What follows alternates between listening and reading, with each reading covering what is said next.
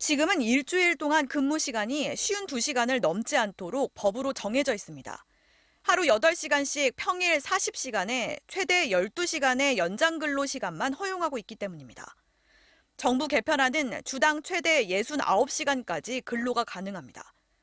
연장 근로를 관리하는 단위를 현행 일주에서 월이나 분기, 반기, 길게는 연 단위 중 선택할 수 있기 때문입니다. 선택은 노사가 합의하되 과반 노조가 없으면 근로자 대표를 선출해 지위를 부여하기로 했습니다. 연장근로 관리를 주 상한에서 글로벌 스탠다드에 맞게 총량 관리로 확대하겠다.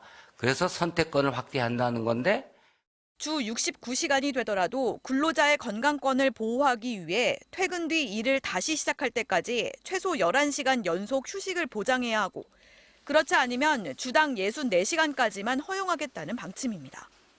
64시간은 산재 과로 인정 기준입니다. 장기 휴가 활성화도 추진합니다. 현재도 연장 근무나 야간 근로 시간을 임금 대신 휴가로 적립하는 보상 휴가제가 있지만 사용은 매우 제한적입니다. 이를 근로시간 저축 계좌제로 법제화해 일할 때 일하고 자유롭게 쉬는 문화를 구축하겠다고 밝혔습니다. 기존의 연차 휴가와 결합하면 안식월, 한 달 살기 등 장기 휴가도 가능하게 됩니다.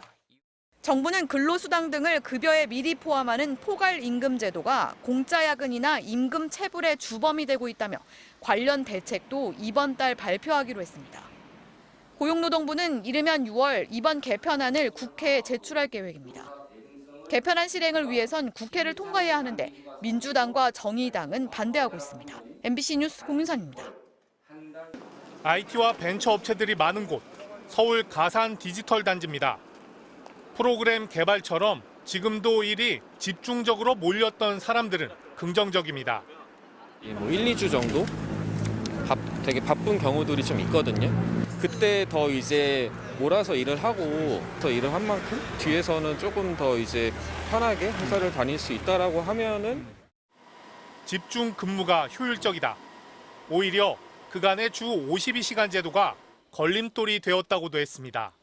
완벽하게 마무리하고 싶은데 52시간이라는 제도 때문에 완벽하게 마무리하지 못한 채로 끝날 때도 있고. 네.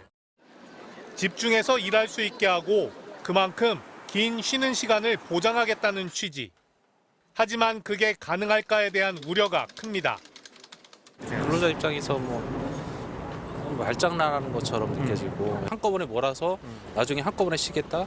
그거는 불가능하다고 생각을 해요. 반대하는 또 다른 이유는 업무의 주도권이 완전히 회사로 넘어갈 거라는 점에도 있습니다. 퇴근 후 삶을 일정하게 계획할 수 없을까 하는 걱정입니다. 그 회사에 급할 때와 제가 급할 때는 이제 또 다르기 때문에 그거를 강제성을 좀 띄고서 할 수도 있겠다 싶긴 하네요. 도리어 나한테 좀 부담이 되지 않을까. 제대로 이제 스케줄 관리를 하지 않으면 나중에 이제 내가 일을 몰아서 더 해야 되는 상황이 발생할 수 있잖아요. 한 주에 64시간 근무를 할 경우 4시간에 30분 휴식 말고는 휴게 규정이 없어 강요된 과로에 대한 우려도 있습니다. 불필요한 이제 근무나 이런 것들이 좀 야근이나 이런 것들을 강요할 수도 있고 회사에서 노동 현실을 반영했다는 정부의 설명에도 노동계는 노사관계의 불균형이 더욱 심화될 거라며 나쁜 개편안이라고 비판했습니다.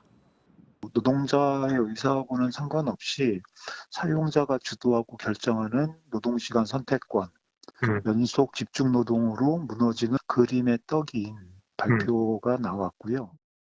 경총, 전경련, 대한상공회의소 등 사업자 단체는 생산성 향상에 효과를 기대한다며 줄줄이 환영 성명을 냈습니다. 주문량 증가라든지 업무량이 폭증할 때 현재 있는 주 52시간제로는 그걸 대처하는데 한계가 있었어요. 시간을 좀 유용하게 활용하게 하면 합법적인 범위 내에서. 전경련은 오늘 정부 개편안 발표를 앞두고 2030 세대 근로자 10명 중 6명이 유연 근무를 선호하고 있다는 설문 결과를 내놓기도 했습니다. MBC 뉴스 박진준입니다. 앞서 전해드린 것처럼 몰아서 일하는 대신 장기 휴가를 활성화하겠다는 게 이번 개편안의 핵심 내용인데요. 그런데 앞서 인터뷰에서도 보셨지만 지금도 일이 많아서 초과 근무까지 하는 노동자들이 나중에 길게 휴가를 갈 수 있을지 의문이 들 수밖에 없습니다. 정부가 이미 2015년부터 공무원들을 대상으로 이런 실험을 시작했는데 결과는 실패라는 게 현장의 반응입니다. 계속해서 차주혁 기자가 전해드리겠습니다. 몰아서 일하고 몰아서 쉬자. 정부의 근로시간 개편안은 단순 명쾌합니다. 바쁠 때는 일주일에 69시간씩 일하는 대신 휴가를 활성화하겠다는 겁니다. 특히 장기 휴가를 강조했습니다. 안식월, 한 달 살기 등 장기 휴가도 가능하게 됩니다. 징검다리 연휴, 단체 휴가, 10일 이상의 장기 휴가 사용도 활성화하겠습니다. 2주 연속 집중휴가제, 3주일 장기휴가 보장, 3년마다 한 달씩 안식월 제도. 이미 장기휴가 제도를 시행 중인 기업들도 있습니다. 하지만 극히 일부 대기업에만 국한돼 현실에선 그림의 떡입니다. 일할 때는 몰아서 일하겠지만 쉴 때 과연 그 몰아서 쉬는 게 지켜질까가 의문이 드는 것 같아요. 일손이 모자라 있는 휴가도 못 쓰는 대다수 기업들의 장기휴가를 강제할 수 있을까? 정부는 이미 2015년부터 공무원을 대상으로 실험을 시작했습니다. 연가 저축제. 못 쓰고 남은 연가를 최대 3년 동안 저축해 한 번에 몰아서 쉬는 제도입니다. 매년 11일씩 3년을 모으면 한 번에 33일을 연속으로 쉴 수 있습니다. 그런데 33일 연속 장기휴가를 사용한 공무원이 몇 명이나 되는지 발표된 정부 자료는 없습니다. 33일씩 휴가 가신 분이 주변에 계신가요? 없죠. 대체제가 없잖아요. 안 그래도 업무 때문에 못 갔는데 그렇게 33일씩 써버리면 이제 일이 안 돌아가는 거죠, 사실은. 일은 많고 눈치 볼 사람도 한두 명이 아니라 3년 동안 저축해둔 장기휴가조차 한 번에 날려버릴 때가 많다고 합니다. 네, 저축을 하죠. 근데 쓸 데가 없죠. 저축해놔도 나중에 못 쓰면 그냥 소멸되는 겁니다. 없어지는 겁니다. 정부가 발표한 근로시간 저축계좌제 역시 이런 전철을 밟을 가능성이 우려됩니다. 몰아서 일을 하고 몰아서 장기휴가를 가라고 하지만 사실상 초과근무 수당만 못 받는 꼴이 될 수도 있습니다.